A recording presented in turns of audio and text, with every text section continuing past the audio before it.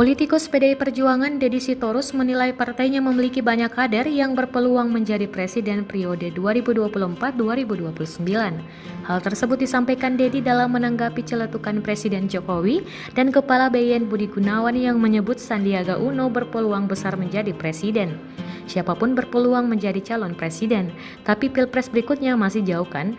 Ujar Deddy di Jakarta Minggu 19 Januari 2020. Tidak hanya Pak Sandiaga, kami juga punya Pak Ganjar Gubernur Jateng, Bu Risma Wali Kota Surabaya, Mbak Puan Ketua DPR, ada banyak kader kalau untuk ke sana jadi capres, sambung Deddy.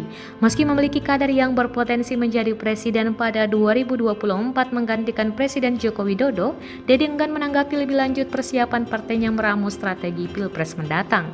Masih jauh, ini terlalu jauh, papar Deddy. Presiden Joko Widodo mengaku akan mendukung semua pihak yang akan maju dalam kontestasi pemilihan presiden pada 2024 termasuk Sandiaga Uno.